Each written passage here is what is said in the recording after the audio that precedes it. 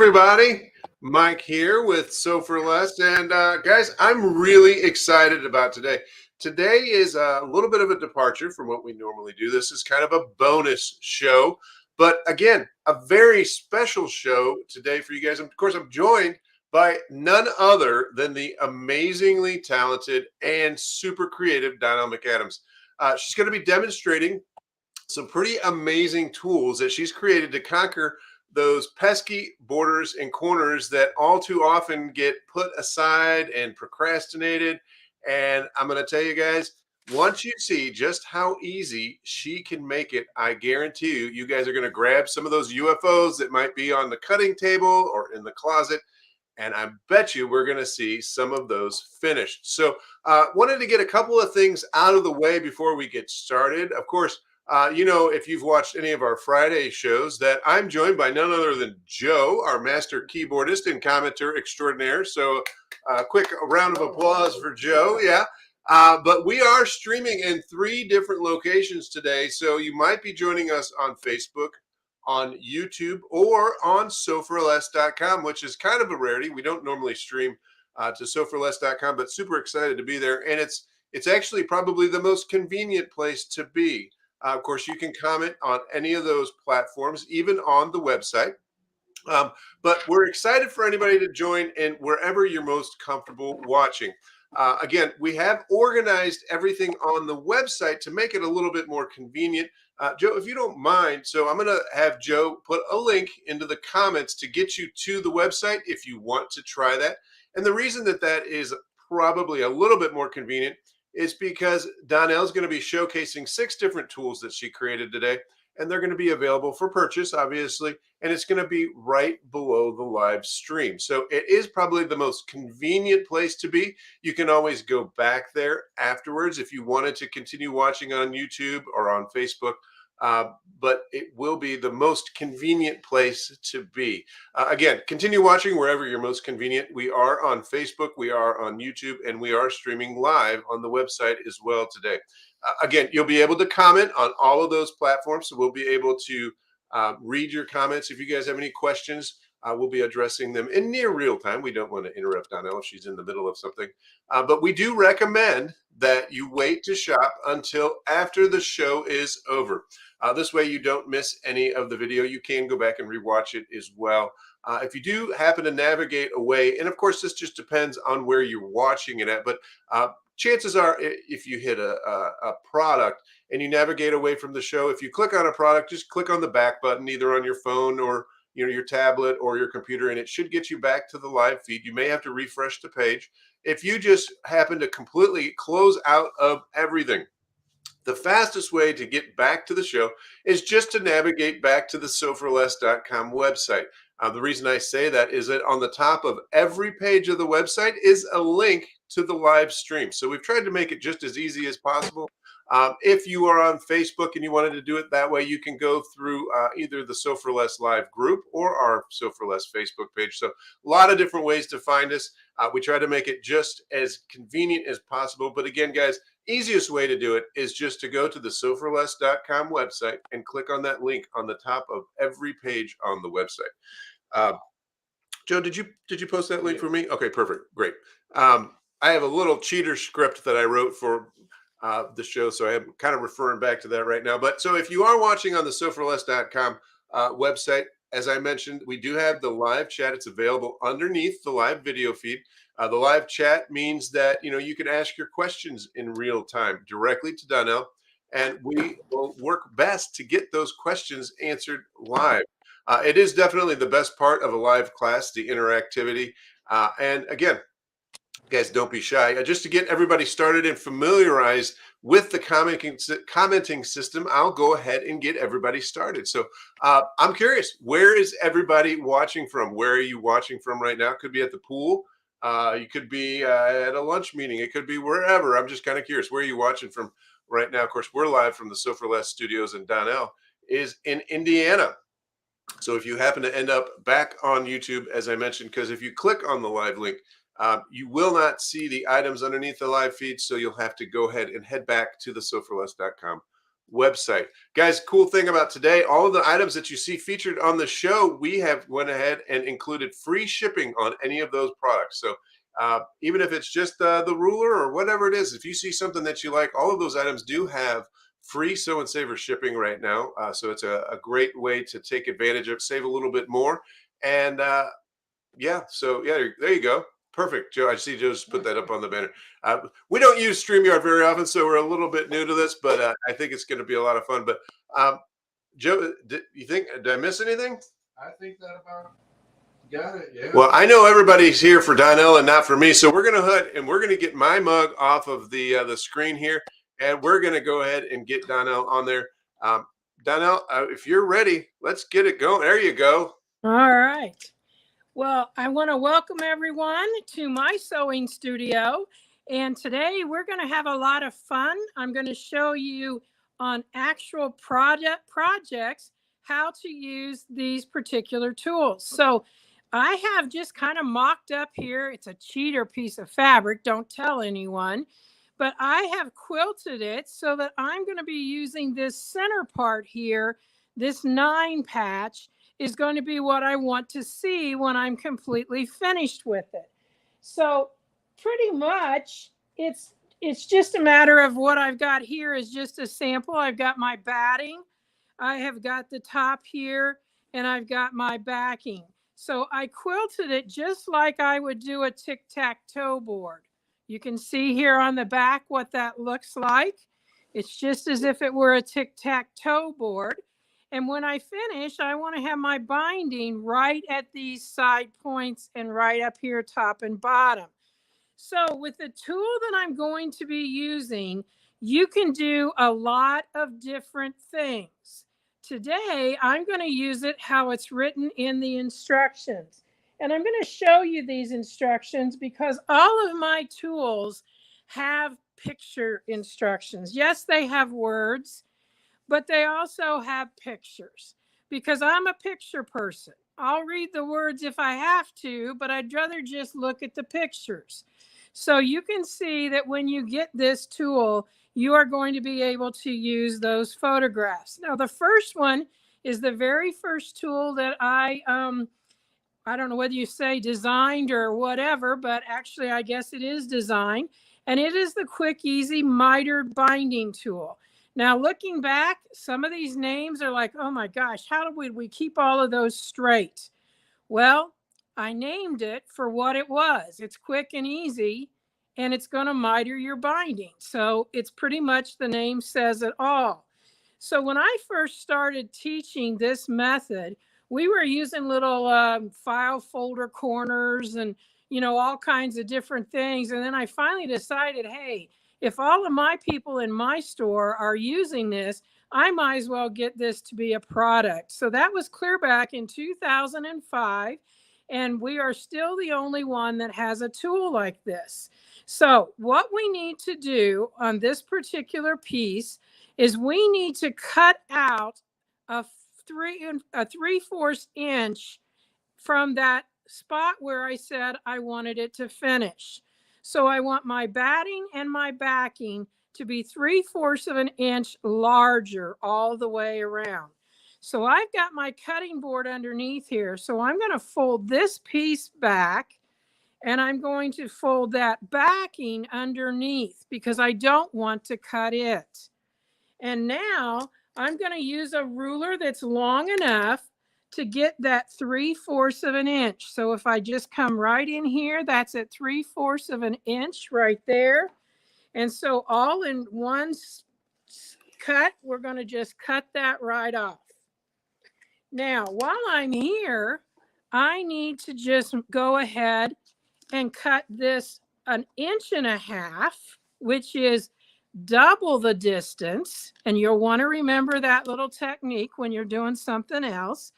And so now I need 1.5 inches. So let's just turn the ruler around and make this real easy so that I put it right on that line there. Nope, right on the edge.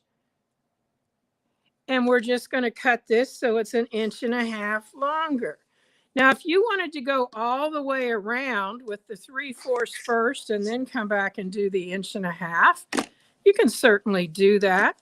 Sometimes that's the safest for me because I got my mind on so many things, I can't keep it straight. So let's just go ahead here and do 3/4. Turn this back.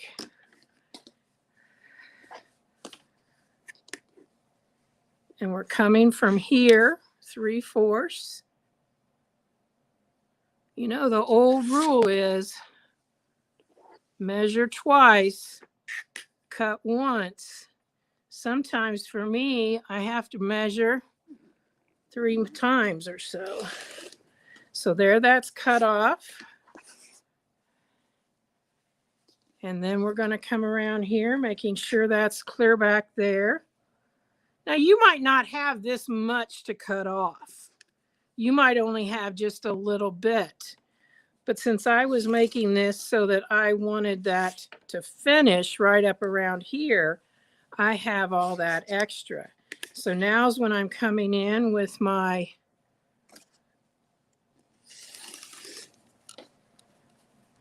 inch and a half.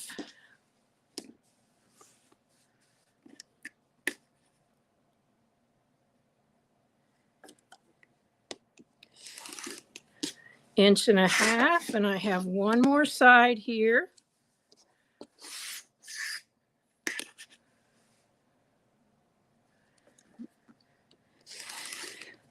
So I now have this ready to do the technique.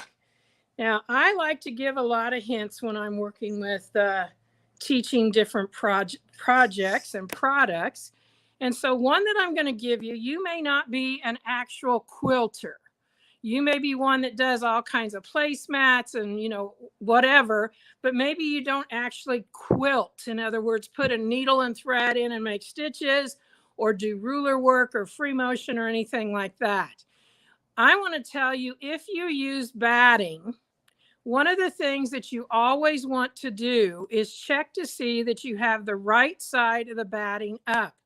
So when you do that, the easiest way is to take that one side and take a sharp straight pin and just dab at it like that. And if it dents down and doesn't want to go through, that's the wrong side of the batting. Test the other side. And this one, you can see it went, well, it didn't go right there, but right here, it's just going right through there. Okay, so if when you take that sharp pen and you see a resistance, that's the wrong side. And why is that important? Well, when we're stitching, if the needle will go down, whether it's a hand needle or a machine needle, will go down into it easier, it's always going to come back up. So you may not have been aware that there's a right side and a wrong side to battings. So that's just a little extra hint there. Now, once we've got this like that, what I need to do is do a little pressing. So I'm going to pull my wool mat over here, and I know Mike has these at Sew for Less. You may already have one, but I'm going to use my wool mat here, and I'm simply going to turn what I cut extra in to touch this edge. So I'm just going to use my little iron here. And if you've never used a wool mat, they just reflect the heat right back up into your fabric. So it just makes your pressing that much easier. Now, when you're doing this, you don't want to just start like at this end and then just push your iron that way, because it will end up doing this at the end. It will kind of flare out. I usually put it right in the center and press that, and then get it lined up on one end or the other and hold it in place, and then just take my hand to that direction. So I've got this, and it's much better to press than it is to actually iron.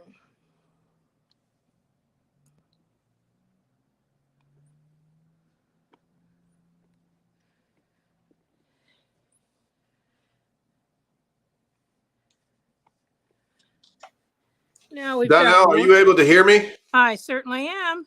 So we did have a question come through, and of course, they love the fabric. And what they were wondering was, where can they purchase the fabric?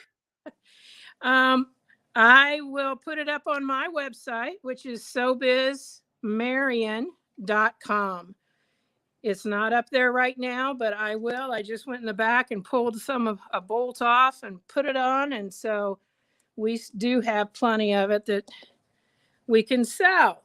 So again, I've now pressed that in so that all of those edges are turned in half. And I'm just going to set this aside again to give us more room. So now we are going to use the tool. And that's what it looks like. It will come to you like this with a piece of paper on the back. And you're just going to take a little straight pin on the corner because you can hardly get your fingernail under there. And once you start peeling, if you peel this slowly, it'll come off very easily. So that's just a little hint, because all of my tools are this signature. Some people call it yellow. I think it looks like it's green, but you know, whatever. It's nice and bright and you can find it. So now what we're going to be doing, and I'm going to show you other things later with the same tool, but I'm showing you just the basics right now. So the tool has reference lines. This is the corner of your project. So any size of project, this is the corner. It doesn't have to be a big tool for a big quilt. This is the corner. So I lay that right on that corner. And then I'm going to take either a marker of some kind or a pencil. I'm going to use a Frixion marker because this is my fine line. And I'm just going to go right along this edge here. You see that? I'm coming back and I'm going to make a line where the line crosses in the fold. So I just come around to this corner, make that line where the line crosses in the fold. And I'm going to address in just a moment what would happen if you have like points that stop at 1/4 of an inch. For example, if you had a flying goose in that outer edge, or you had a half square triangle or something like that. I'll show you all about that. Now my thread, I'm using a red, so you're going to be able to see it so that it will be easy for you to see how we do this.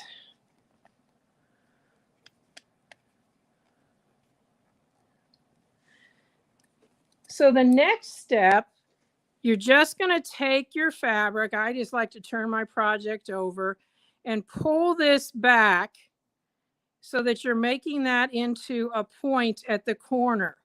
And the whole idea is that intersection spot right there needs to be aligned with that one right there. So the easiest way to do that is to get a straight pin, not a crooked straight pin. That's a funny there. So hopefully some of you at home laughed. And when this goes through, if you picked a smart pin, it went right through. Mine's just a little below smart.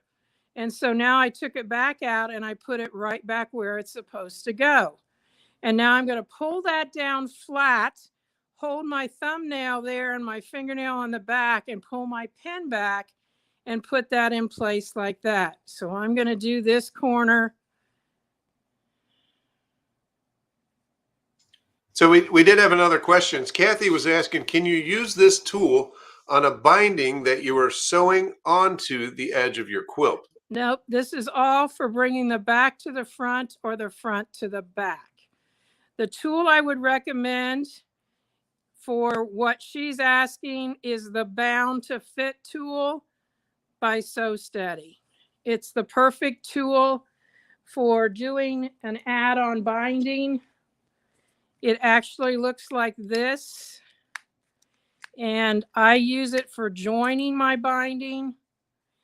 it will actually give you these perfect diagonals with the dog ear off so that these will match up. And it also allows you that when you come back, you can join them so that they match up on the diagonal. So that's called the Bound to Fit tool. The reason I designed this tool was because way back in the day, I had been asked by one of the magazines, it's not even available anymore, to do a table setting.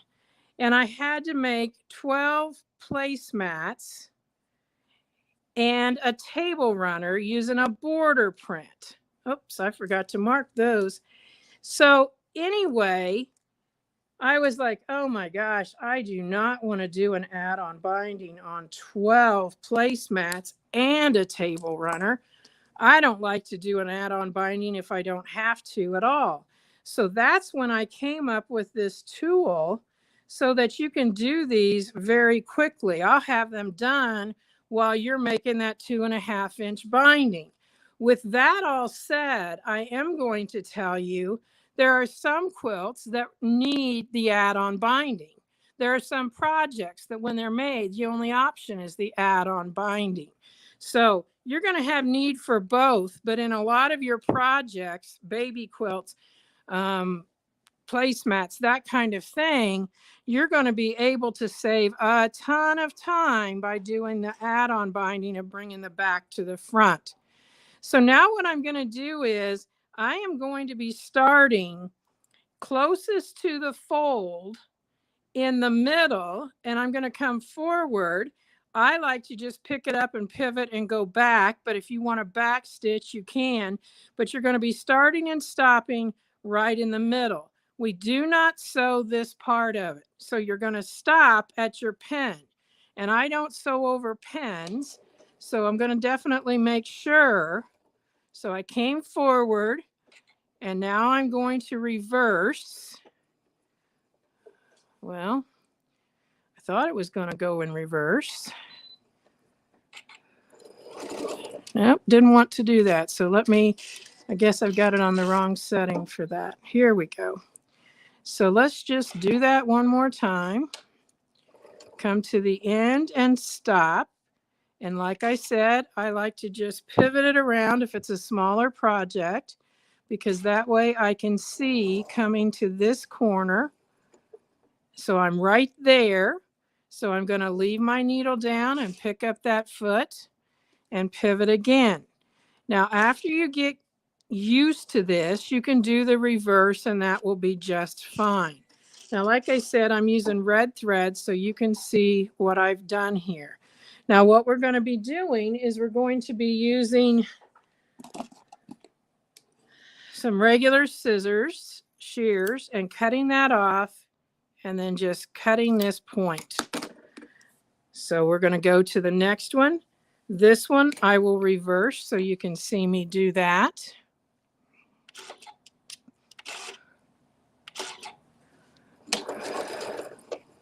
Come right to that edge, leave the needle down, and then touch the reverse and go right back to that pen. And then come back forward, and you can go ahead and cut that. Now, I did not sew over the pen. I stitched right up to it.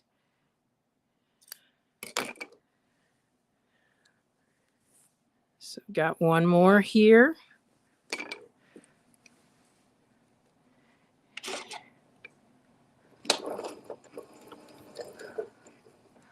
And I'm going to again go in reverse. I always slow down when I'm getting to that pen, because like I said, I need to stop there and I really don't want to stitch over it.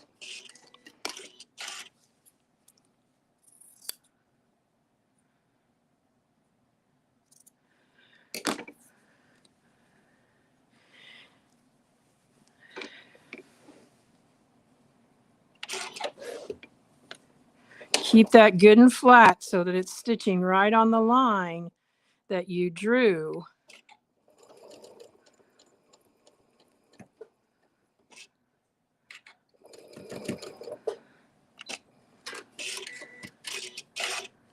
All right.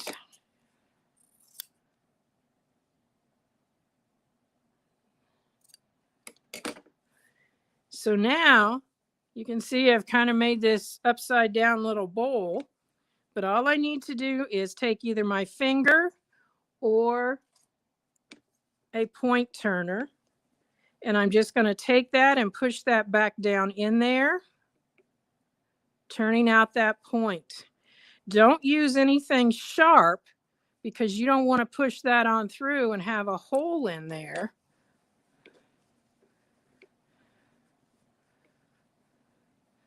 But a point turner is just your best friend when it comes to this. You want to make sure you get your batting laid down flat in there too, because it should take up that whole corner. And then what we're going to be doing is starting from the middle here, pulling this just kind of back to us and laying that over. Now you can either use a straight pen or you can use the little clips, whatever, but we're going to just lay that down. And because it's already pressed, you can see how easy this is to turn. And like I said, I always start in the middle of a side and then work to the left or to the right. And another thing, if you're working with those little pens that don't have any heads on them, it's time you get some good quilting pens that have the nice head on them. I call those other pens, it's funny because I call those other pens rummage sale pens, because I can remember my mom pricing things for rummage sale using those pens. And they're real small and they're hard to get in your hands, and these just make it so much easier.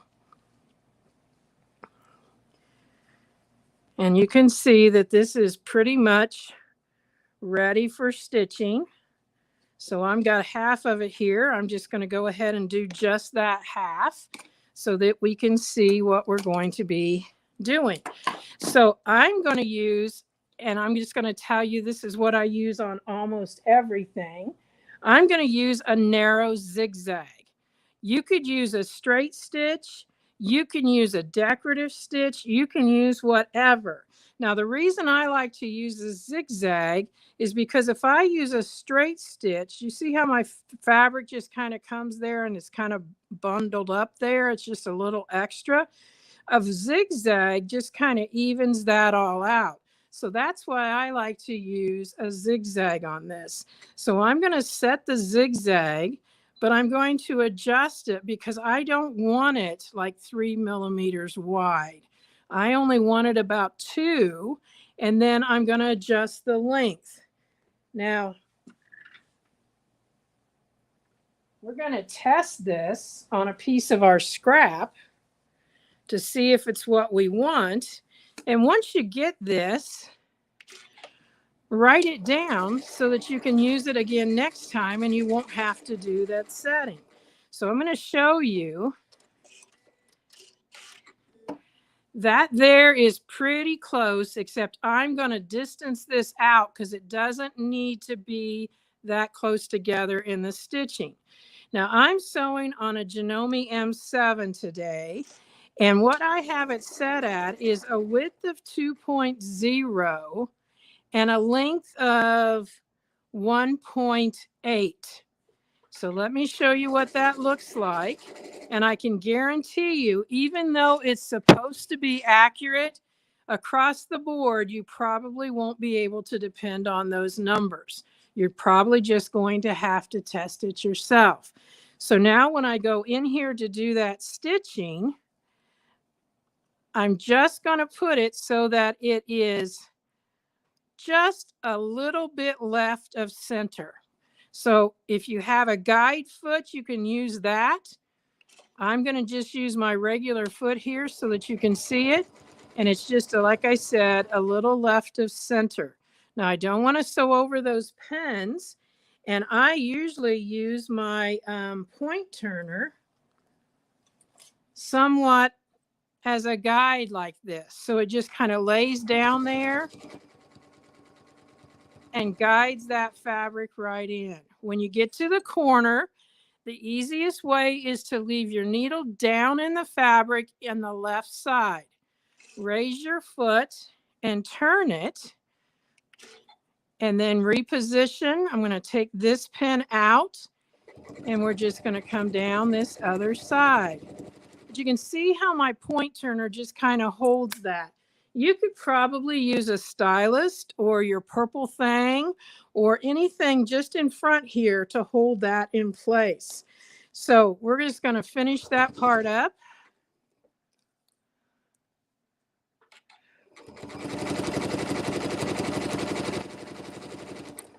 We'll do one more corner so you can see that again. Now remember, if this was a thread that matched like I would normally do, it's just going to kind of fade in to the stitching or to the fabric.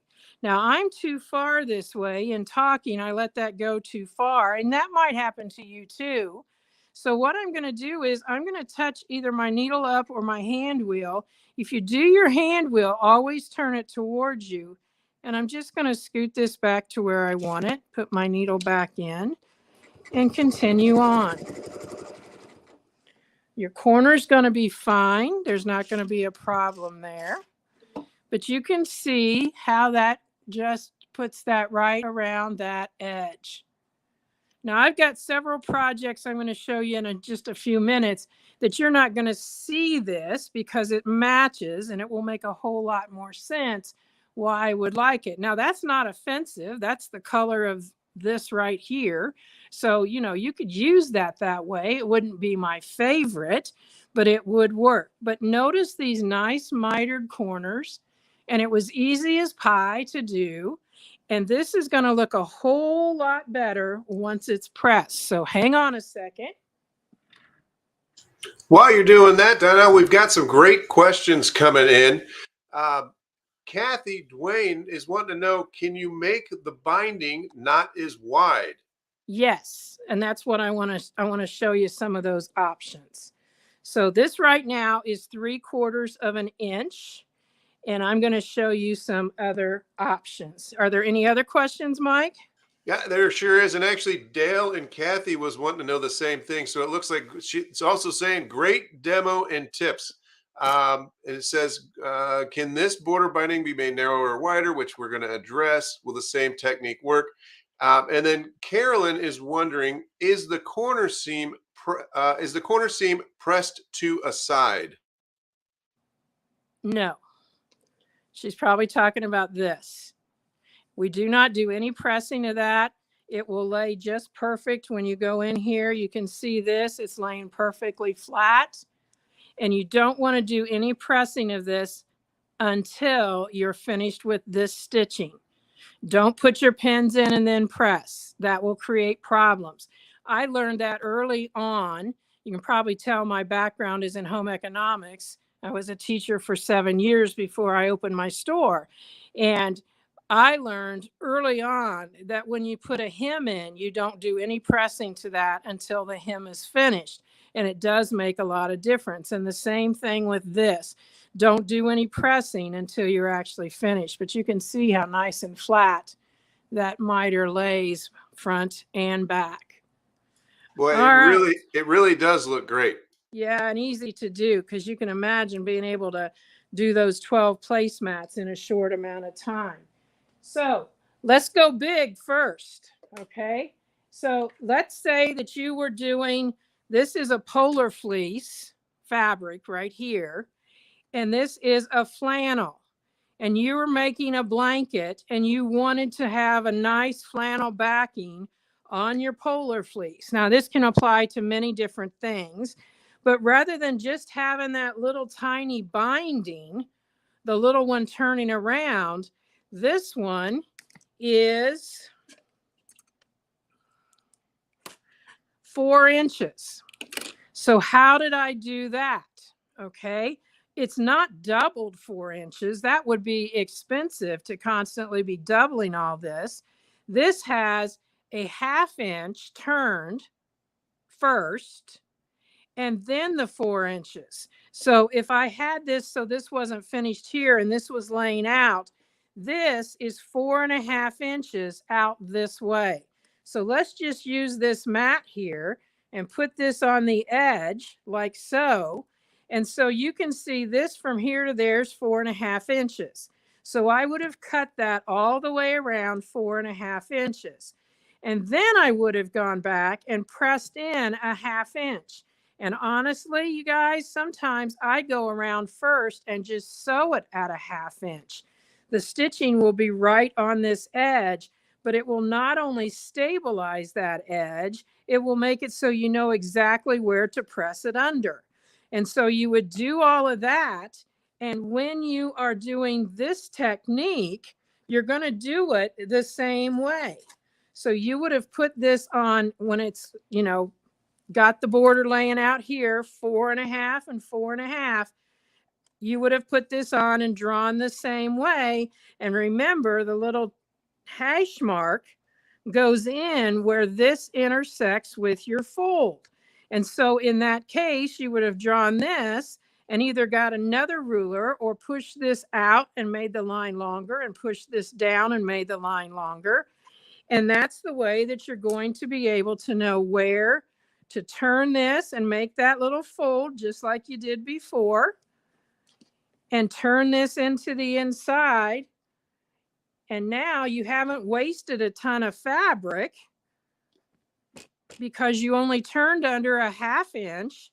And then this is 4 inches and you've still got that nice mitered corner.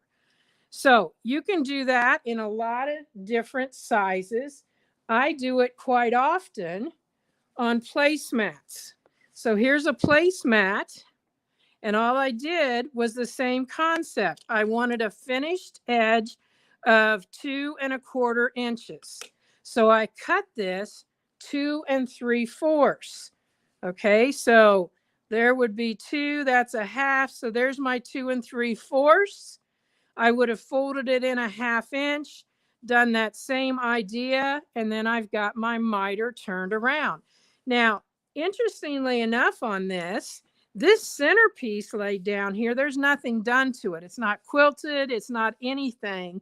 This wouldn't even really have to be clear out to the edge. You could just have that laid on top of this one happens to be a fusible fleece because I wanted it to have a little bit of a body to it. And so the fusible side is to the back. Okay, the fusible side is to the back, and I just cut this. I believe it's 13 by 18 because that's what I always do. Yes, it is. And so I just cut that fusible fleece 13 by 18 and laid it down and allowed that 2 1/2 inches. So I'm just going to, or 2 3/4. I'm just going to say 5 1/2 inches bigger at least.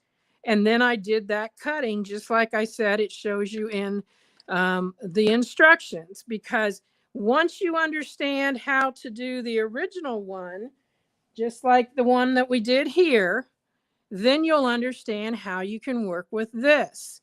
Now, one more thing I want to show you before I show you some other samples. This is the one that I happen to have a flying goose. So the flying goose from here to here is 1/4 inch. And if I just cut my batting and my backing off here and turned it in, that's what my flying goose is going to look like. So if I decide that I want this to be the 3/4 turned, I need to add on 1/2 inch. So in other words, my quilt top, my placemat, my whatever is going to lay there, and I'm going to measure out 3/4, or excuse me, 1/2 inch from that, so that I've got 1/4 inch here, 1/2 inch here.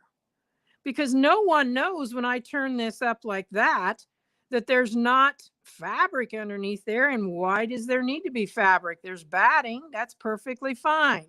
So from there, I measured out my 1.5 inches, folded it in like I suggested. And then when this comes into here, it makes a perfect point on that flying goose. You don't have any problems with it. It's not getting the point cut off. And it just makes it super, super easy to be able to use that. Now, because someone asked, and this is why this is like this, I'm going to show you. If I take this off and I only want this to be let's say a total of a 1/2 inch. In this case, I've got a 1/4 here and a 1/4 here. And so I'm going to then just be doing this like this. I wouldn't have that much fabric because I would have only allowed a 1/2 inch. And you can see now that I only have that narrow 1/2 inch binding. So you've got, there's several ways that you can do this. If this was one where this didn't have it, so let's just go to the other side so you can kind of figure it out, forget about these corners. We could bring this right up to the corner here. We would leave our fabric only a 1/2 inch. So let's just say this is all cut off to a 1/2 inch. And then when you turn that in and press it and turn it in like this, you're only going to see, excuse me, that first one was an inch, not a 1/2 inch. Now you're only going to see a 1/2 inch right there. So yes, you can do it narrower. Now I've had some people say, and I know this is a ton of information in a short amount of time, but I've had some people say they want it to look like an add-on binding. So to make this heavier, they've done just what I did here. They would have cut this to 2 inches and folded it in. Now it's only an inch, and they fold it in again to make it a 1/2 inch, and they fold this in. So now this is heavier, a little bit thicker. You can still do all of the techniques. You would need to do your pressing, of course, but it's a little bit heavier. So that's another option. So many different things that you can do. And when you're, I shouldn't even have pinned that in front of you like that. Whenever you're pinning something to stitch, you want to pin it perpendicular to the direction that you're going to stitch. So you would want to turn that this way so the pin is holding that without being moved as you sew. Any questions after that, Mike? You bet. Yep, we got a couple of them here. Dale and Kathy were wanting to know, for the larger border, are you still stitching the 3/4 inch top to batting, then the 4.5 inch for your binding?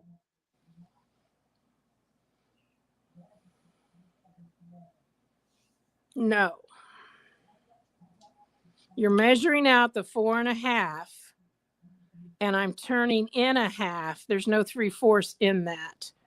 So you would have measured out 4.5, turned in a 1/2 and pressed it, and then turned in the whole 4 inch. I wish I could open that up so you could see it, but the only thing I can show you is right down here on the end. You can see that right here's my edge. And if I could open this completely up, from there to there is 4.5 inches. Okay. And then I pressed under a 1/2 inch and then turned this whole thing in after I did my mitered corner. Perfect. And then this is just stitched on the edge right here. Perfect. But I tell you, your samples are just outstanding. And one thing I do want to mention, you're right. There is a ton of information that you're sharing, and it's all amazing. But the cool thing is that they'll be able to go back and rewatch this. So guys, exactly. This is not a time limited deal. We're going to have this available for you guys, especially if you've not done this before. This is going to be an invaluable tool that you guys can refer back to. We did have one other question here. Cindy was wanting it to see can you please show us what the back looks like? And I believe you were working with your first sample at that moment. Okay.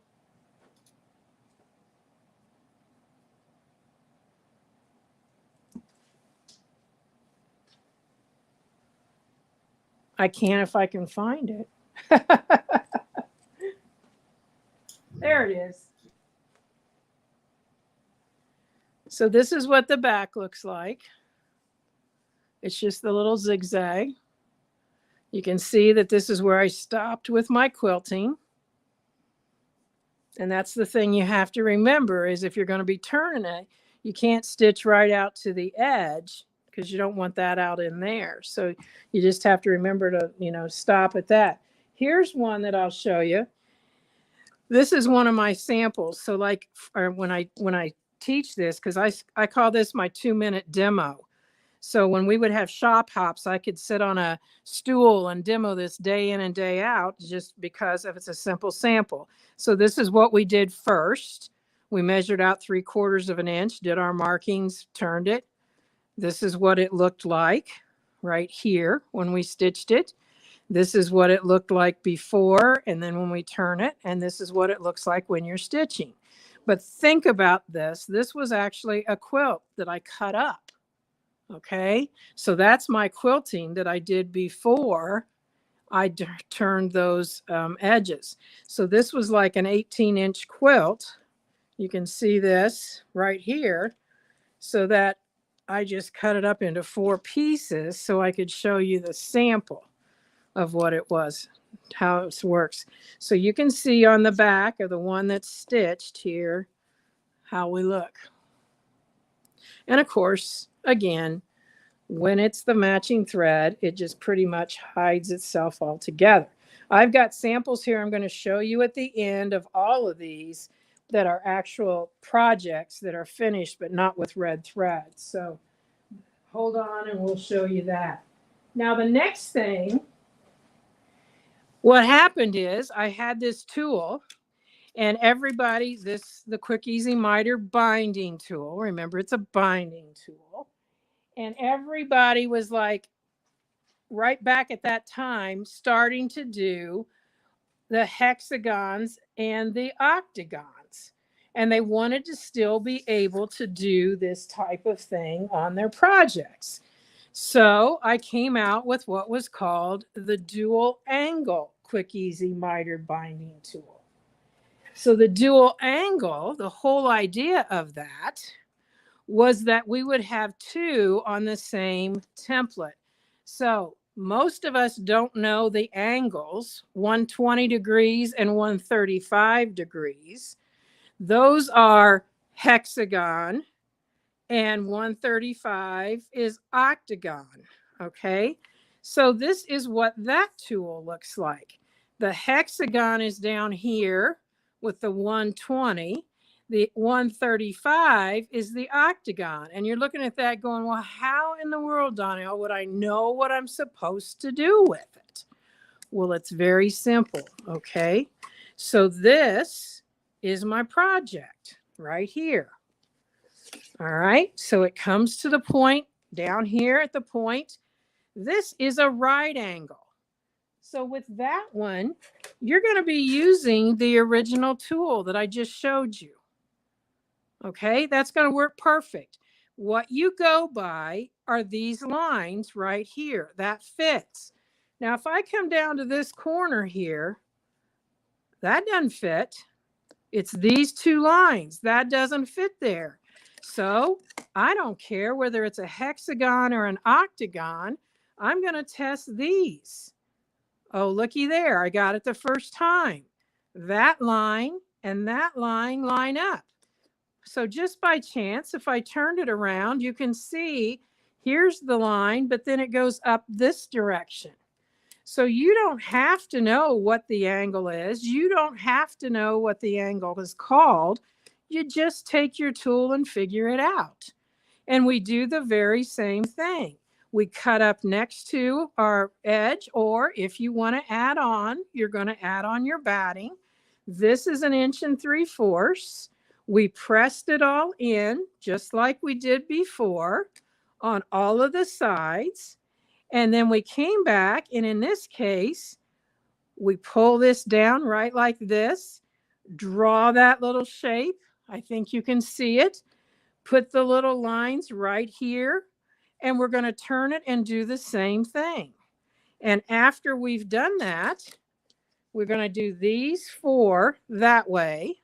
So let's just take this one. It's not finished. So let's just take this, lay that right on there, get our marker, mark it. Only go one direction. You see what happens when you go both directions? It doesn't work. And then mark across here. And that's going to be the way we mark all of those 4. These on the end, as I said, are a right angle.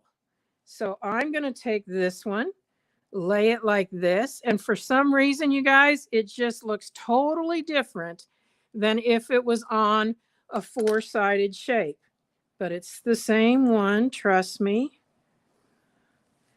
And now I'm going to mark this and this, and we'll fold it up just the same way as we did and stitch it. And it's going to look like this. Pretty much looks the same, except it's for an octagon. Push that back in, and we're just putting that right around there. So it's done the same way. It's the 2 angles that are created when you're making different shapes, such as the hexagon and the octagon. And the funny thing is I've had people tell me that they don't even take their project. They just use what's on the front of the envelope as a picture, and they know there how they're going to do it.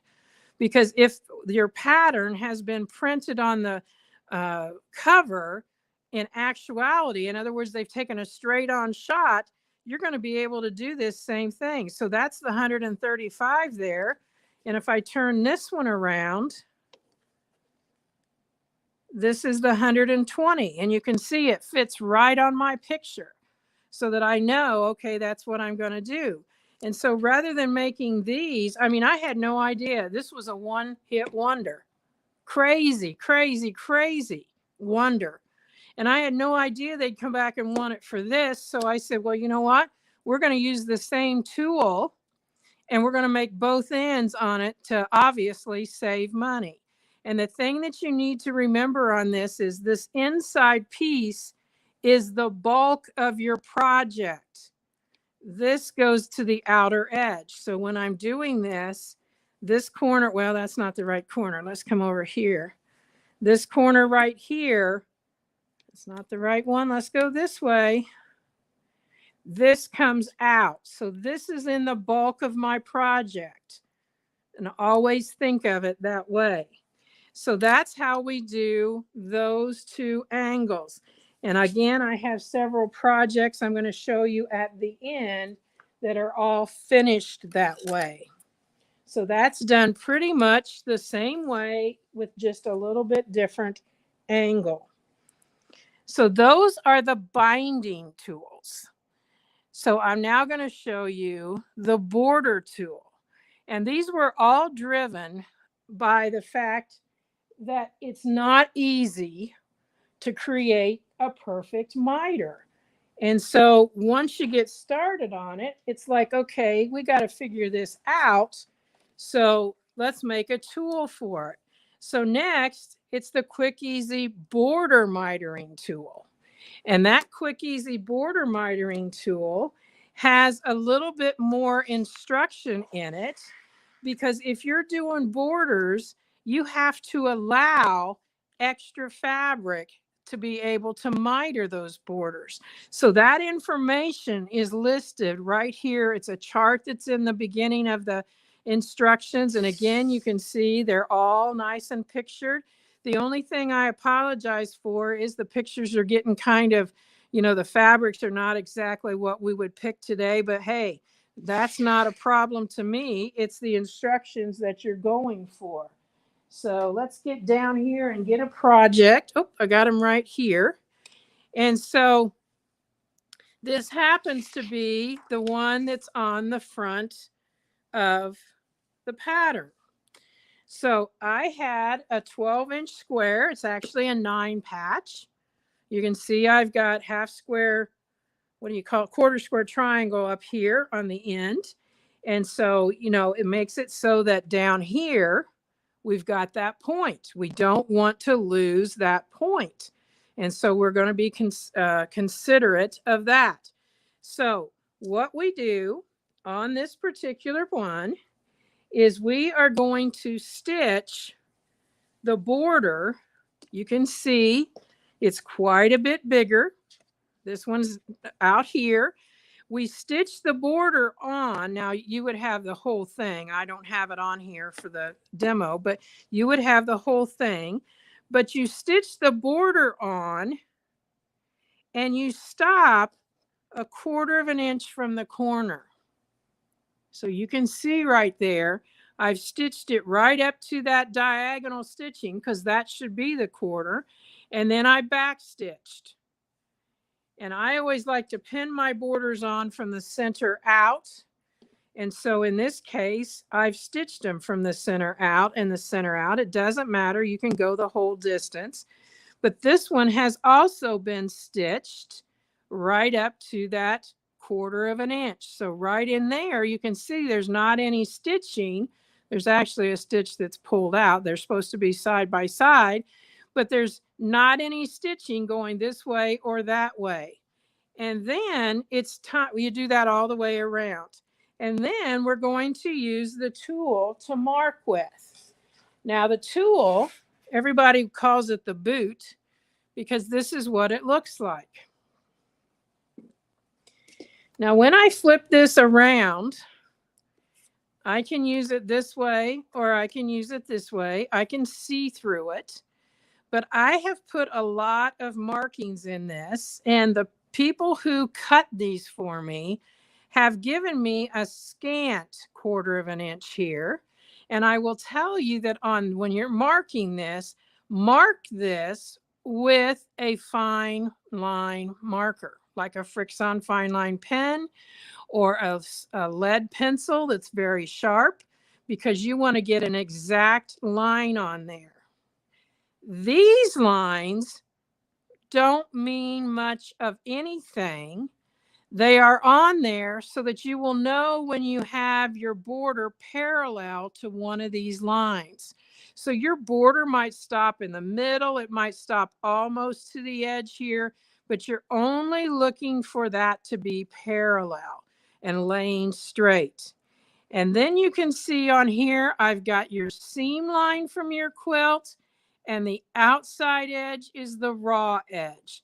The seam line for the quilt and the outside is the raw edge. So how do we use this funny contraption? Well, let's get back to those points. This is the corner that we're working on, okay? And whenever you're working with this, I should have probably even written it on here. This pointed edge goes out away from center. So when I'm using it on this one down here at the bottom, I'm going to turn it this way. That means this is closest to center and this is away from center. So I'm just going to flip that one up. We're not working with it right now. And I'm going to lay this one right here nice and flat. You can see I've already demoed with it. But I need to be able to see under here. So I'm just going to peel this back a bit. And I'm going to lay this down right on top so that that stitch line or seam line is right on top of my stitching. My raw edge is lined up, and the same thing down here. And it's kind of nice because we've got this right through there, so that 1/4 square triangle here goes this way. So it's right on top of that. Now you can probably see, I'll move it up a little bit here, that right down here, in this case, this one lays right on that line. That's only by chance, you guys. You can see that if it was like this, I could tell it's not straight. That's the only reason for those extra lines. So now that I've got this lined up here, I'm coming out, looking to see that this is still lined up. And this is where I would draw that line. Okay. Now I suggest when you do that, that you also take and just put an X here, because this is what's going to get cut off. Not that you could cut it off any other way, but it just makes it easier for your understanding. Because now what I'm going to do is I'm going to flip back just this little bit, and I need to draw the rest of it, because when I drew that, I stopped about right there, and I'm just going to use this edge because all I need is a straight edge, And I'm going to line it up with what I've already drawn, and I'm going to draw it right up to the edge there. That side is finished. So now I need to do this side. So I'm going to lay this out this way. I can leave that underneath there. I can flip it back out of my way, do whatever I want. But remember, the long straight side goes to the center, and this side goes out towards the end. I come down here and I line this up, and then I draw this line. I flip this back. Use whatever's straight to your advantage and draw the rest of that. And then carefully, you are going to take, and I hate to say it like this, I always say good scissors because I know what people have. Either your nice sharp Ginger scissors or a pair of serrated, which has little teeth, and you're going to cut right on that line. Clear through. That's why I've got my finger in here. Clear through to that edge. And what is left is a perfect 1/4 of an inch. So I've already done that over on this side. So you can see I've got my edge cut, or my edge cut clear up to there. And I recommend that you not cut this until you're ready to stitch it, because this is the true bias. And so now what we're going to do is take those 2 edges. I like to go ahead and stitch from the outside into the inside, and you'll see why here in just a second. So I'm going to put that pin in. I'm going to carefully make sure my edges are even and put that one in. And I'm going to come down here and I'm going to make sure those are even, and right across where that pin is placed, that's my stopping point. That's my stopping point. So I would start out here. I would sew my 1/4 of an inch in and stop right at that point. And when you're finished with that, you're going to be able to just simply press that super, super flat, and it lays like this. I mean, it'll just lay like this on the ironing board because of the way it's put together. There's no clipping or trimming or anything in here. It'll lay perfect like that. Now, any of you that have done miters like this, because I have a quilt here on the wall that I wish I could show you, but it's kind of impossible with the way my camera's set up, but it cups in because I didn't know how to do this. And it's just like a little cup in here, and this kind of cups out. But you can see how nice and flat this lays.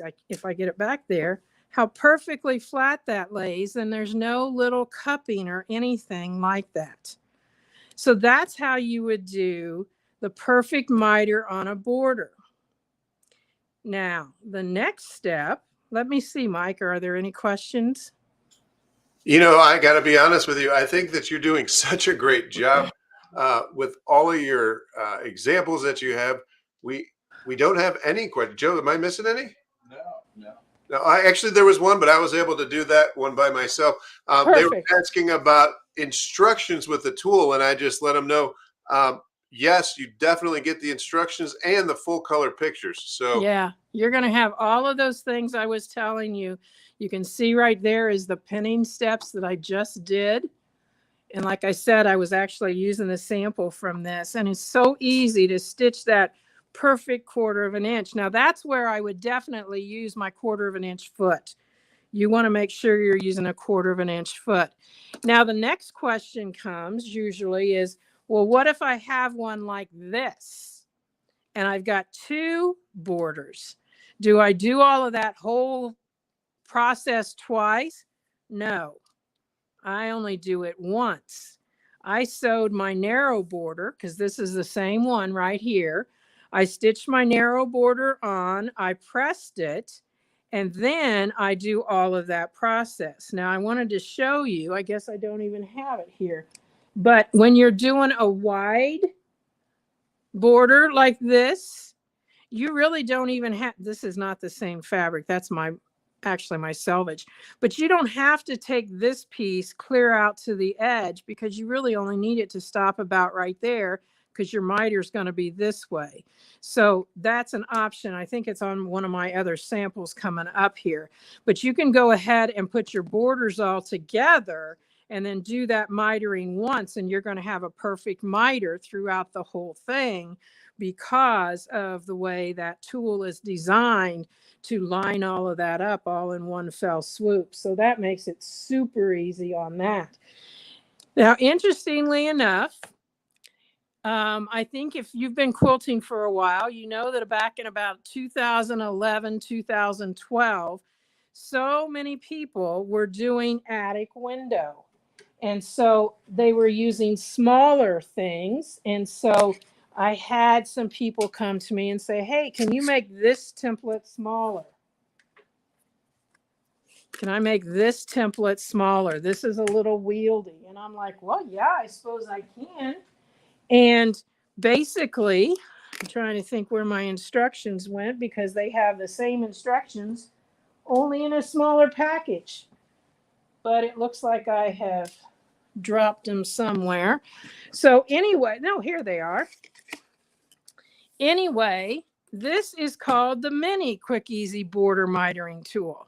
So you can see when you do the attic window, you're going to be doing that same mitering, and you can use the mini tool real easily to do that. The other thing is when you're not using a great big project, you're doing something small like this and putting a border on. This big tool is kind of clumsy. So it's all in what you want to do. You know, this will work the same way because guess what, you guys? It's the same thing. It's just this part of it. All right. It's the same tool cut down. It's just that it's smaller. So it's totally up to you. You can do this on these big ones, but if you're doing a lot of them, you might want the mini because like I said, on this is the same concept. You can see that perfect miter right there, but this is only 1.5 inches wide border. So it's a whole lot easier to do it with the smaller one. So I would suggest when you're getting this, just decide what's going to be your first project and see how you can do it. Because guess what? If you had the little one and you needed the longer lines, again, all you got to do is get your line started and then use some sort of an extension ruler, but make sure you get it perfectly straight to draw that line. So the mini is just simply what it says. It's the little sibling to this one right here. So they're the same. The instructions are pretty much the same. Just one size may not fit all there. So that's why we have those two. You know, I got to tell you, I just got to chime in here because I've thought this so many times throughout your demonstration today. There's just so many little aha moments when I'm looking at how thoughtfully designed your tools are. Now, obviously, it's my job to sell, and I know, and you do such a great job of it. But I mean, just watching you use the tools, how all the different lines are set up, everything just comes together. I mean, so many times I'm thinking, oh my gosh, that just makes so much sense. And I know I'm speaking for everybody else when I say that, but just so many aha moments. It's just incredible. I mean, really thoughtfully designed. Well, you know, the thing that's funny about it, when I designed my very first tool, I was still teaching 8th grade, 7th and 8th grade, and I tested it with them.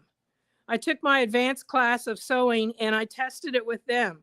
And I thought, well, if they can do it, anybody can do it. So I'll try my regular students, and anybody can do it, they can do it. And I realized, because I'm a picture person, anytime you add a lot of pictures to your instructions, you make it a whole lot easier for everybody to do. So that's why I've done that. I appreciate the opportunity to show these today because I know people need them, but they may not realize what they're going to do for them. So that's the great part of this demo today. So the next thing, I certainly did not know we would get to this, and that is people wanted to be able to do their borders on their octagons and their hexagons. Now this tool here, I don't have it in here. Well, yes, I do. It comes with 2 free patterns, and I have obviously all the pictures, everything's lined out here. It's just now we're going to be doing borders on an octagon or a hexagon. So if I was doing the borders on this project, and you can see this is again the sample from the front, it's the same type of thing. I want to be able to have that nice mitered border here where it lays flat. And so we don't have to come down here and just hack it off and then put something else on and try and make it work. So this is what this looks like before it has anything on it. Okay, so basically you've got 3 squares and you got 4 triangles put together, and you can tell here that we have 1/4 inch. So we want that border to finish right there. Same thing down here. I want this to come in 1/4 inch and this, so that I end up with a nice point right there. So that's the way we would start. That's our piece that's going to get us going. And then this is the one that I just showed you. Okay. So in this case, we are going to stitch 1/4 inch and stop. So if I put this right here on my ruler, you can see that this from there to there is that 1/4 inch. So that border was stitched on there and then pressed, and we stopped obviously at that 1/4 inch. And then what we're going to be doing is doing that twice, okay, from each one. And then we're going to use the angle here that lines up to be able to do the miter. So this particular tool comes with 2 pieces. And those 2 pieces are a little bit bigger because they have to be. So this one is the octagon, and this one is the hexagon.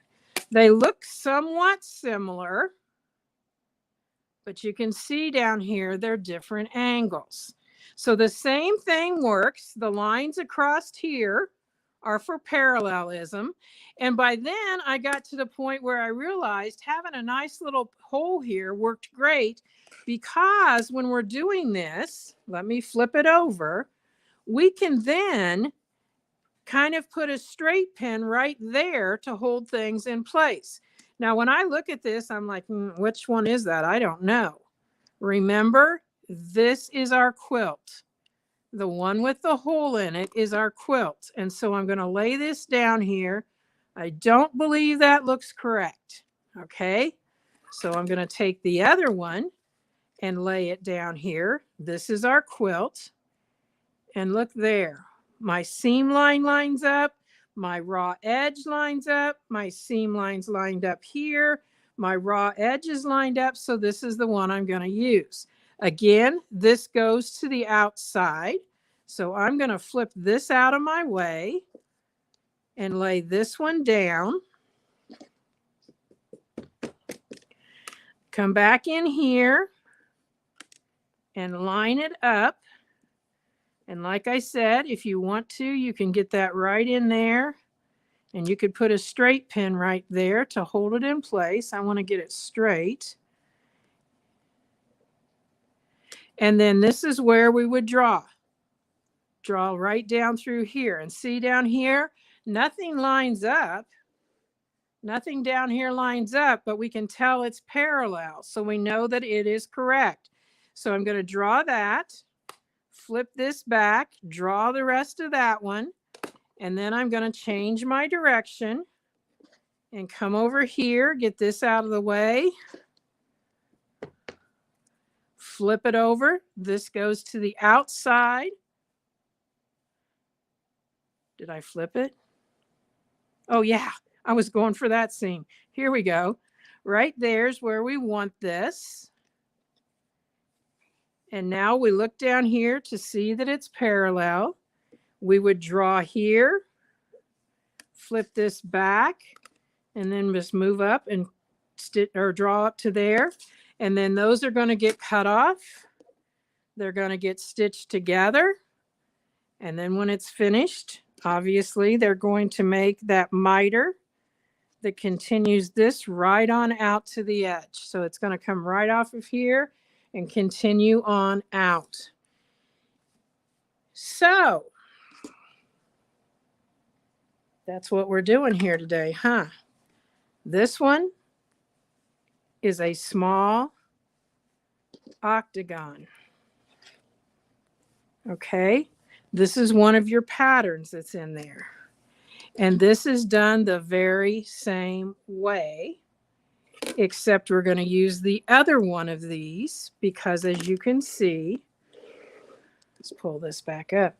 As you can see, this is how it matches up right along there.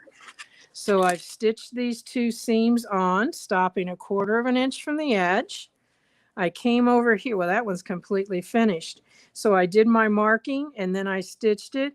And on this, because of the way this is done, this is not going to be mitered off of there because that wouldn't make any sense. It's coming straight out of this corner here.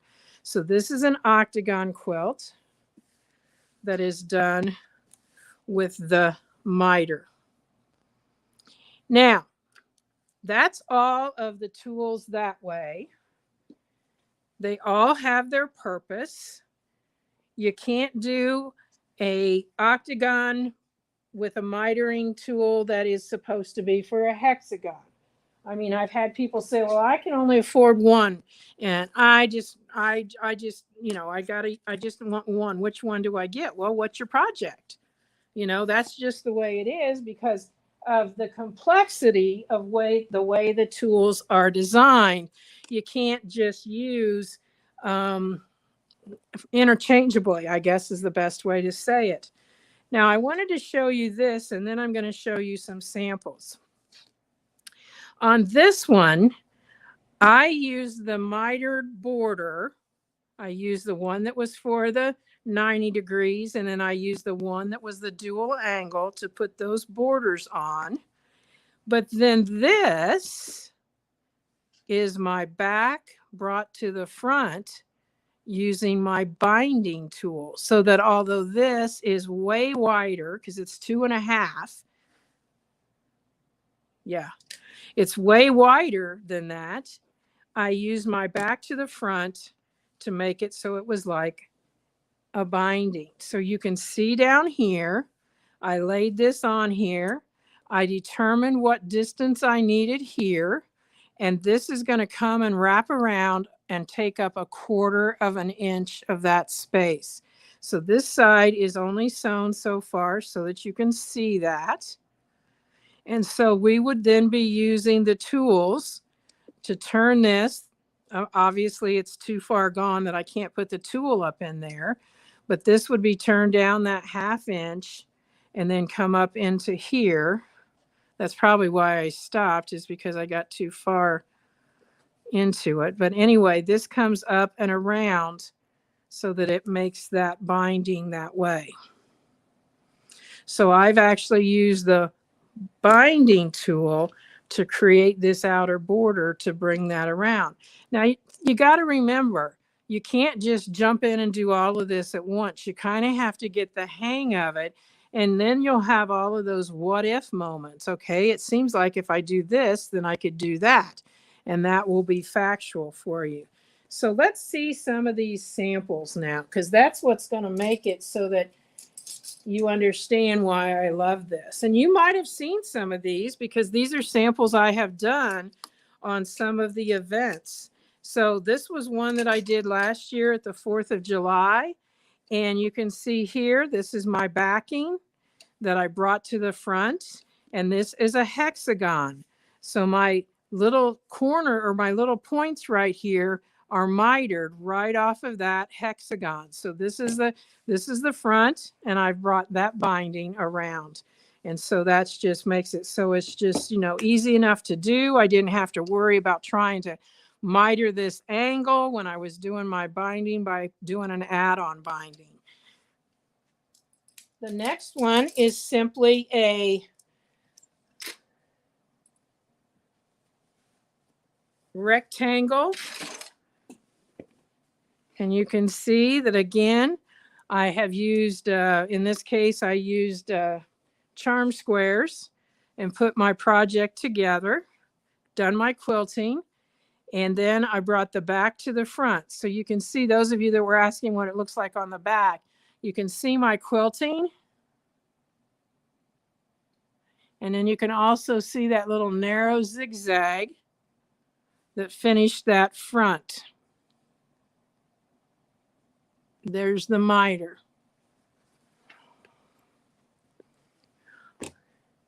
The next one has borders and binding. So I did my quilting. Well, I've put it together, and then this is what the quilting looks like from the back. But when you have something that you know you're going to be having a design that miters like this, it's nice to have your border mitered.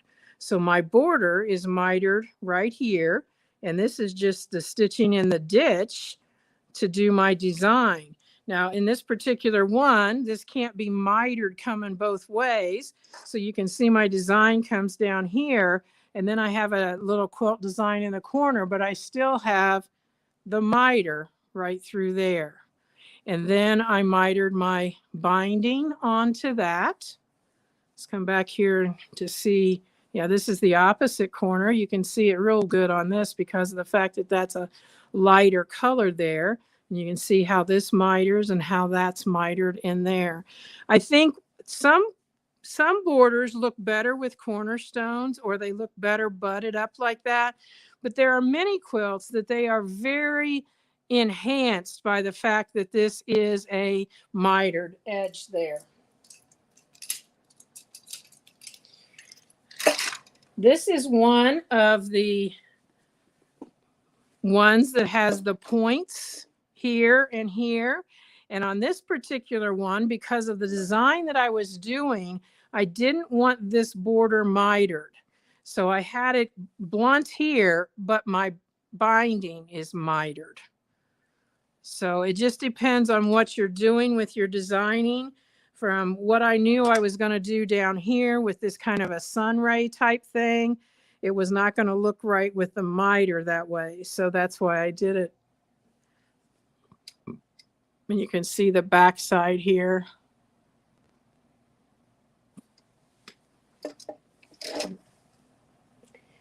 This is another one. Of course, these are all template quilted. And this is similar to that other one. I've left this so that it comes across this way. My corners are mitered, but my border is not mitered. And you can see this down here. It's kind of funny when we're all looking at the corners of a quilt. A little bit of a hint that I will tell you is when you're using a thread, if you're trying to match it exactly, you're going to end up lighter than this. Not that there's a problem with that, but when you're matching it up, when it's on the spool, it is going to be lighter when you pull it off. So you can go a shade darker and then it will match better. So what they say is thread sews in lighter than it really is. Okay?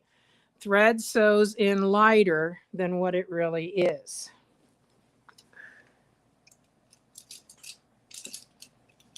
I'd just like to echo what Kathy was just saying, that, boy, Donelle, I mean, you really do some amazing work. And I know everybody just really appreciates seeing all of these examples from your trunk show, if you will.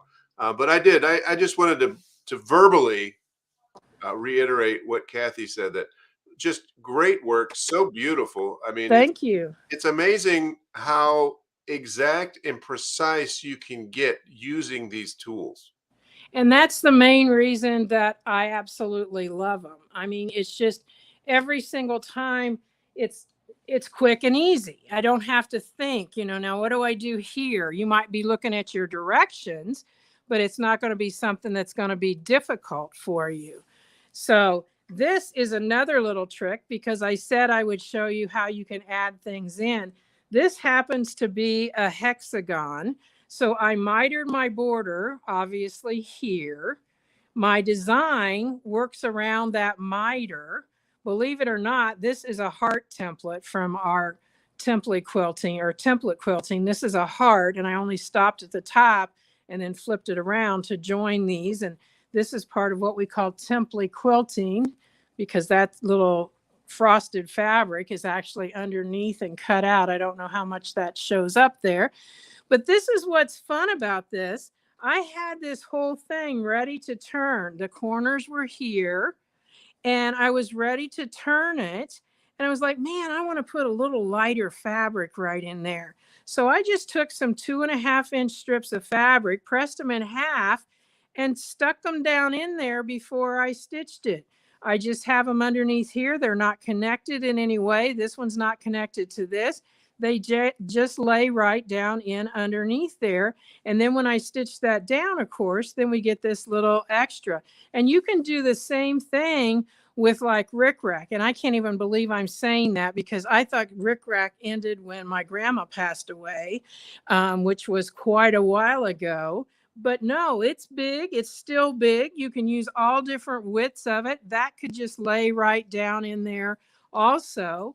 And so you can embellish real easily by putting some sort of trim in there. And some of the trims that you might have just a scrap of or whatever, you can use on your smaller projects.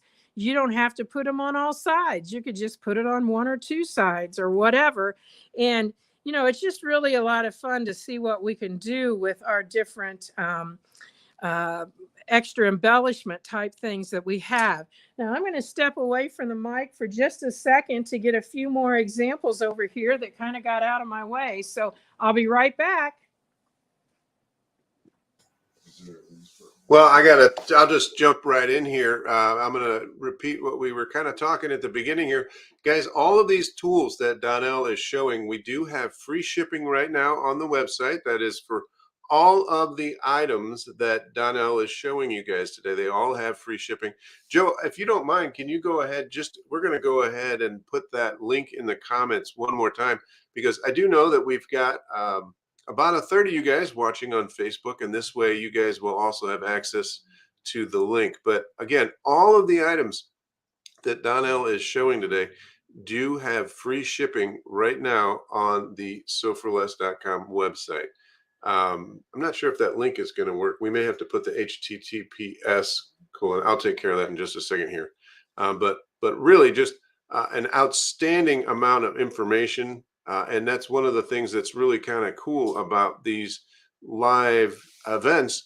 You guys can rewatch it. I did see that some of you kind of joined us in the middle here, and you will have the opportunity to rewatch it in its entirety. We will have this. We will keep this on the sewforless.com website so that you guys can rewatch it at your leisure. Yeah, seeing some of these comments coming in. Is the free shipping to Canada as well? It is not. And right now, I'll have to double check. I'm not sure if we are shipping to Canada right now. We may have to make an exception for this show. So I'll do that here in just a second as Donelle is grabbing some more examples. But I am kind of curious, guys.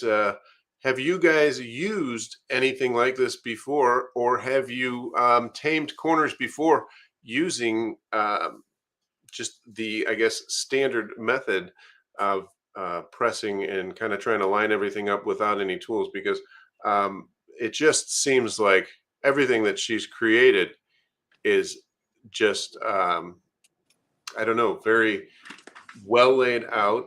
All of the lines, everything, as I mentioned before, just so many aha moments as I sit here and I watch her create. It's like, man, that just, it just makes it so, well, like you said, quick and easy. Yep. And this is one that a placemat set that I was making. And you can see it's easily, you could channel quilt this.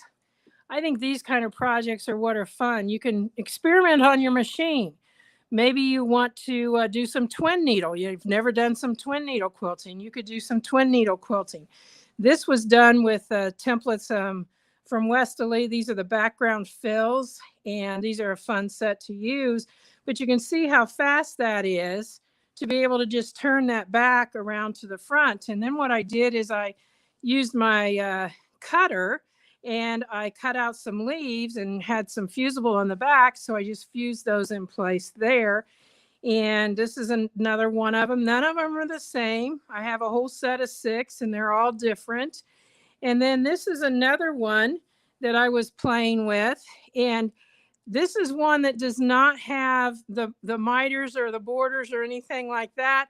But the reason I'm showing this to you is because although I really like this, I think the crispness of having this nice border turned around makes it, just a little bit nicer. It's kind of a bad thing to, show one that you're not really liking, but I think it just shows the fact that it is nice to have that border on there so that it gives it that nice stability. So that's pretty much all I have to show you today. I know there was a lot in that, short amount of time, but it's great that you can come back and watch it again. And once you get going with these, I think you're going to find that you're going to tackle a project that you may not have tackled just because it's going to be doable. And Mike mentioned it at the very beginning that you might get some projects out that you haven't done. And I had a lady write this to me. She said, I've always loved putting together the colors and shapes of a quilt, but too often finishing it has made me fold it up and put it on a shelf. Your new Quick Easy Miter binding tool, new back in 2005, has been amazing. I finished 3 shelved quilts and I'm now working on a 4th. My mitered corners look professional. And this was from a lady in Muncie, Indiana. And the next printing of this, I said, I got to put that on there because that's exactly why I created the tool, is because I would do the same thing. I'd get everything together and then it was like, I'll put that binding on sometime.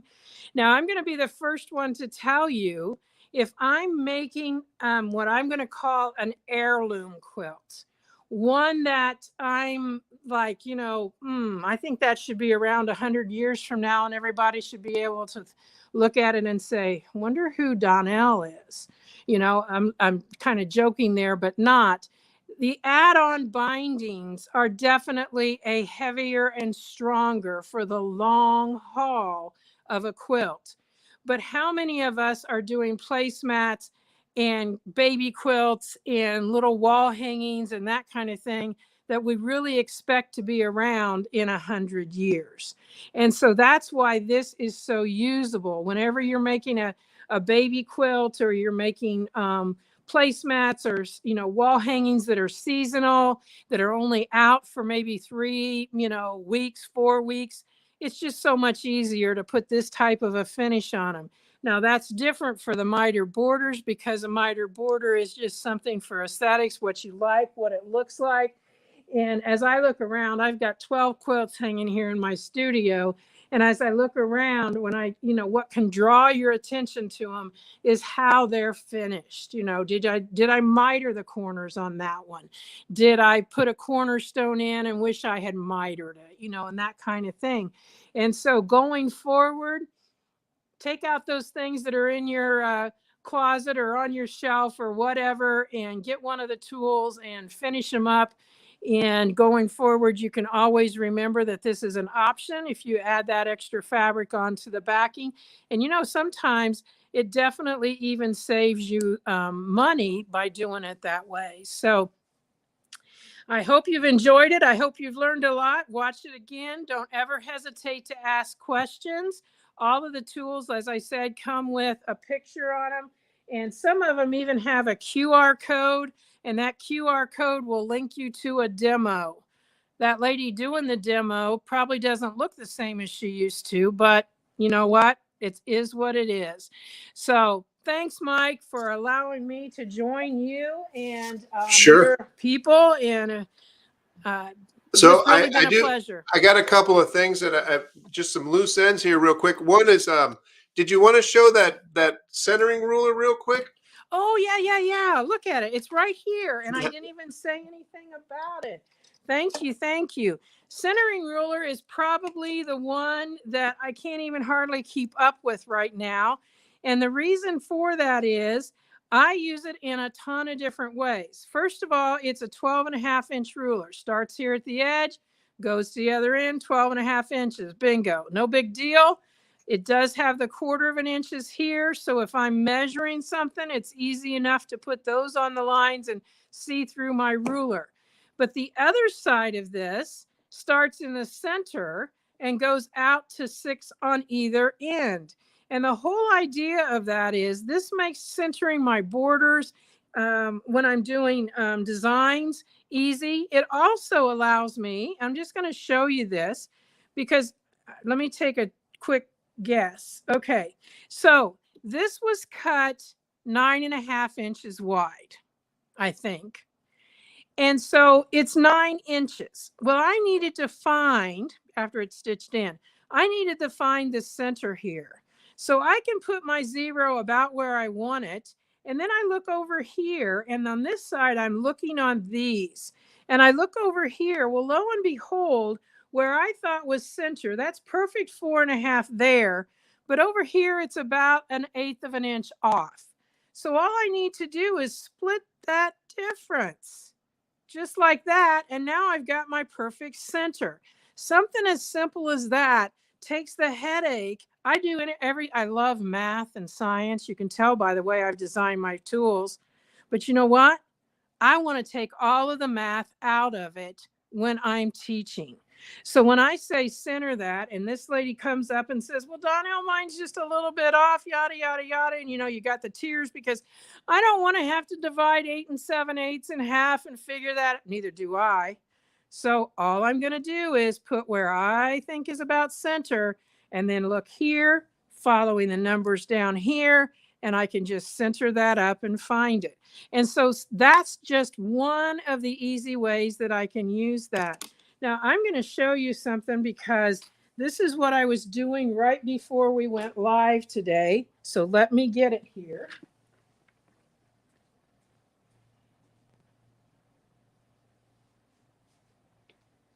When you are cutting something out with your rotary cutter, I'm going to share a technique that I think really saves a lot of time. So I've got just a piece of fabric here. You can tell it was what I used for my backing. And I'm just going to lay this out like this. And I've got my batting. And I'm going to lay that out. And we're going to just pretend there's something on the front here. I can get down here and get what I cut off. And we're just going to say that's all covered up. And so now I want to measure out for whatever reason. Well, I'm going to say that I'm going to measure out here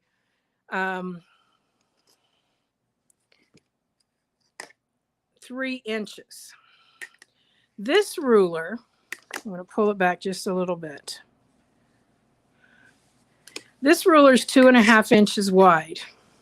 Okay.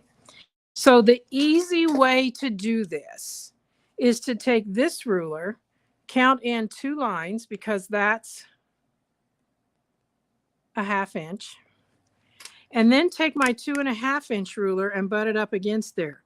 2 ruler measurements are great.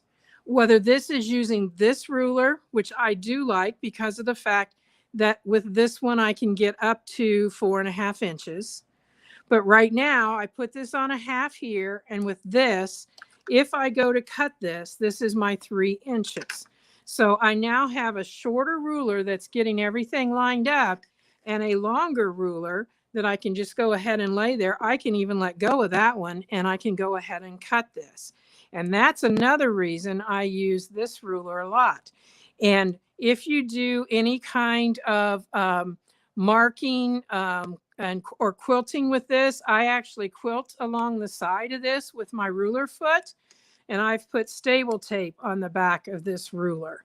And it's a perfect 2 inches wide. So if you're doing something that's 2 inches, that's obviously going to make it super simple to do. And of course, you've got the lines on here that you can see through very easily when you're trying to line that up.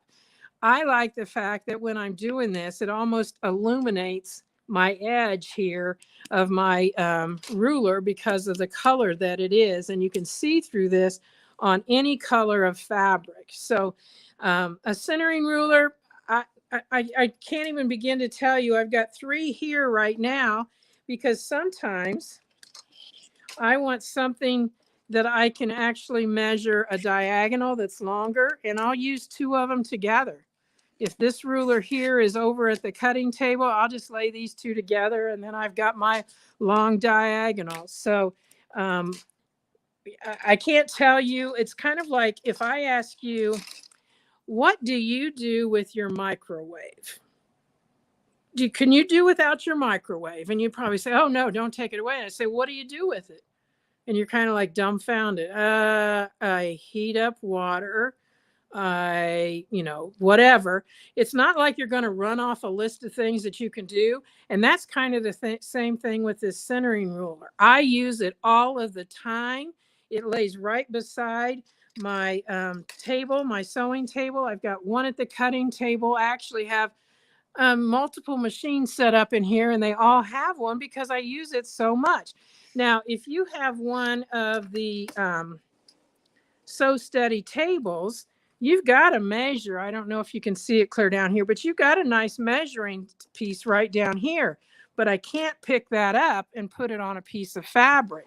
So since I've got my nice big Sew Steady table that I'm working on, whatever I'm working on with my project, I can just pick this up and do anything that I need to with it. So the centering ruler, to me, it's an obvious thing that you'd want to get, just because I know that those having that center at 0 and then being able to measure out that way makes it so nice. I love the comment. I just see it. I use my centering ruler all the time. Thank you for that comment, because when I first started with these, this was what was funny, you guys. I had one that didn't have these numbers here. I just had a clear ruler that looked like this. And I had taken my Sharpie and I had done this 1, 2, 3 out each direction.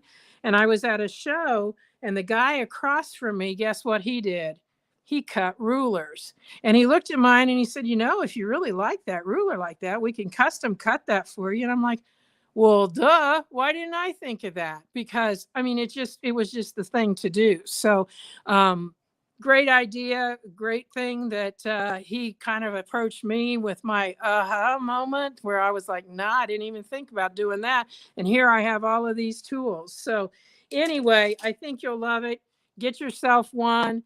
I would recommend that if you're only going to start with a couple of the tools, the one you're going to use the most is the very first one, and that's the Quick Easy Mitered binding tool. And if you do shapes that are with the octagon hexagon, you're going to probably use the dual angle tool. And then those of you that do the mitered borders, that's a no-brainer. You're just going to start in with the ones that are probably the 90-degree angle, and then go to the dual angle. So I just so appreciate the opportunity to share these, because I can tell you, you can watch and see, or, look at a picture or whatever, but, it's just like anything else. A demo makes it sing. So you really know whether you want to get that tool or not. Well, I can tell you, just echoing the sentiment in the comments, I think everybody has just thoroughly enjoyed this. We do have a couple of extra questions, if we could just address them real quick. Sure. Dory was asking, can this be hand stitched, or does the stitching need to go through to the other side? It can be hand stitched. That's a great question, Dory. Yes, it can be hand stitched. Yes, definitely. It's so funny, because to me, hand is a 4-letter word when it comes to sewing. So I was kind of thinking, what does she mean, hand stitched? There's a pill for that. No, no, I'm just joking. But yes, you can definitely hand stitch it. Perfect. So Renee was asking, and I think we've kind of handled this, but she was asking, where will this video be after today?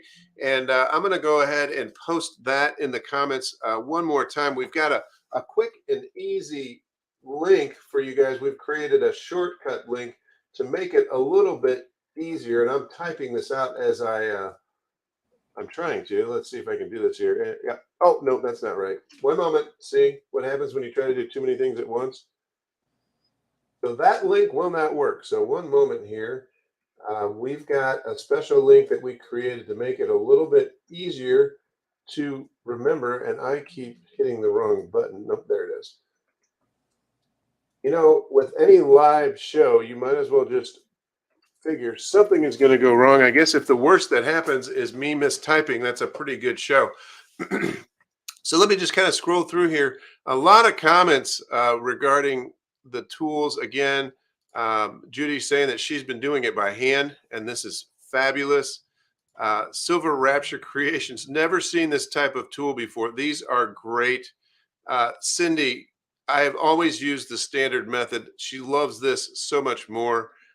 Curly Girl, definitely a game changer. I mean, just the positivity over and over and over. Orally Law wants to know, what kind of cutter are you using? There it is. What cutter do you use? This happens to be, I just pulled one out, and this one happens to be by Singer. I'll be darned. Yep. It uses a standard rotary cutter blade. This is the 45 millimeter. Let's see here. I was just trying. Joe, did I miss any of these questions here? I think we might have gotten them. Someone was asking, do we need a promo code for the free shipping? You do not. It was asked earlier, is it free shipping to Canada? Unfortunately, it is not. Shipping rates have just skyrocketed. I would love to be able to do it. But the thanks is just over and over, Donelle. I mean, was asking if there's a list of all the tools she used in the class. where was that one, Joe? Here. That was towards the bottom. Oh, what kind of? Oh, did you just cut out the leaves? Oh, here it is. Oh, is there a list of tools that you used in the class? I think the vast majority of the tools were your own. Is that correct? Yeah, it was just my own. Other than like the cutter and the point turner. This is a point turner. They come in all different forms. This is one that's a bamboo point turner. So, you know, just a point turner of some kind. And you know what's interesting is, like I said, I have that one sample that I use when I'm doing demos at like a shop hop or something. And the number of people that do not own a point turner, these things are no more, you guys, than maybe $4 or $5 at the very most.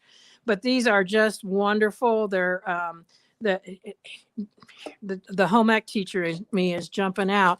But anyway, what this part right here is for is when you're sewing a shank on a button.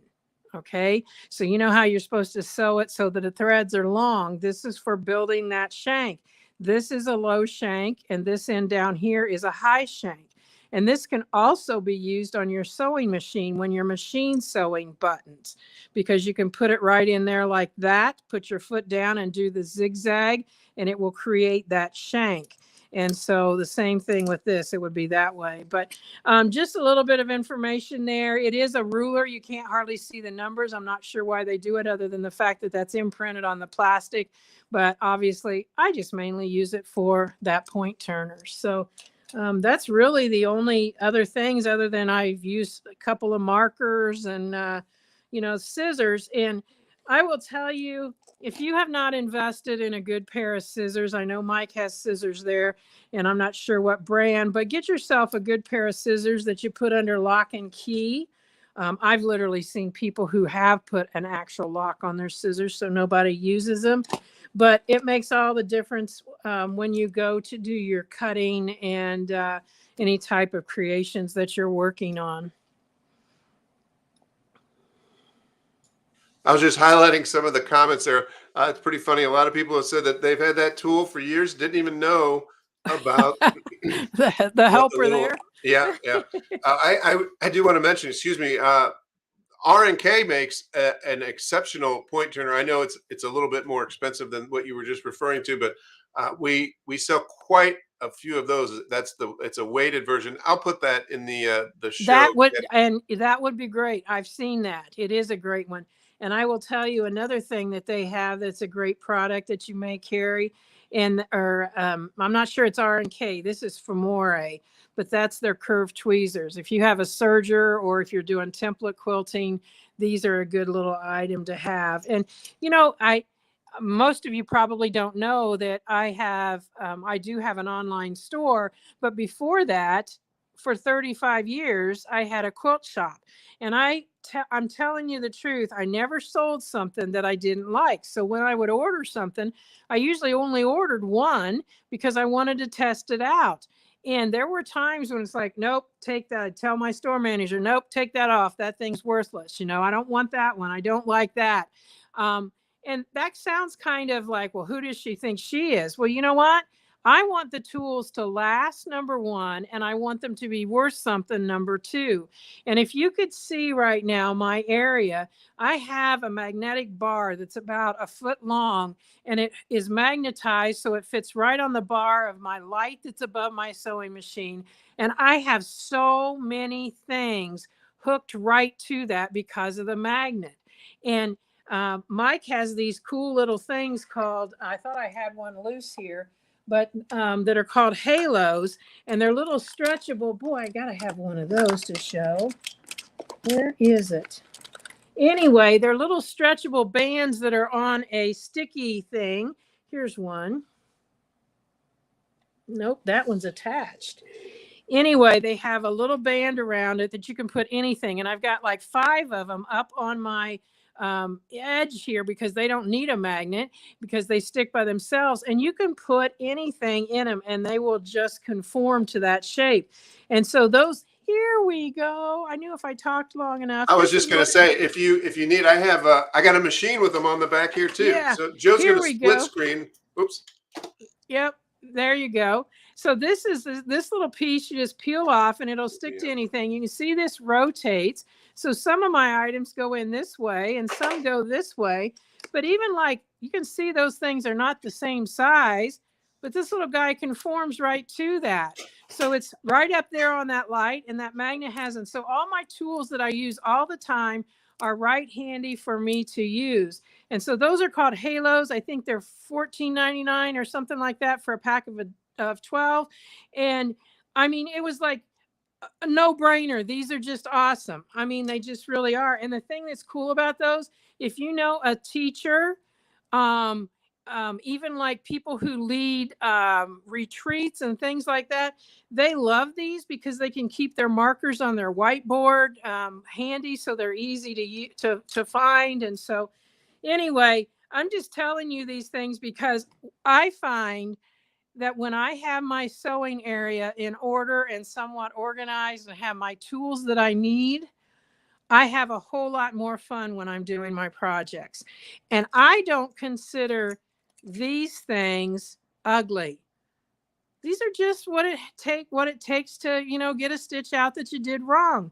Don't look at that as, I hate that thing, because it is really one of your best friends. It allows you to get there and get things out. But if you've got all of that stuff nice and handy, it's just going to be so much easier to work at your sewing machine. So anyway, I've rambled long enough, Mike. I just love to sew and love to share my love of that. And so if there aren't any other questions. No, that's great. And I just wanted to take a moment here just to from Joe and myself personally, just to thank you. I mean, not only, obviously it's our jobs to sew, but, more importantly, all of these tools were specifically designed to make your lives easier. I mean, and when you're talking about how having the right tools there for the job, it really does make it much, much more enjoyable. And I feel that way. And it's really cool because you can hear the passion as you instruct. And you can really tell when people love what they're doing, and it comes through. And so I speak for Joe and all of the viewers when I say just thank you from the bottom of our hearts for setting aside this 2 hours. It was an amazing class, and I know everyone here really enjoyed it. So thank you again. Thank you. You ended?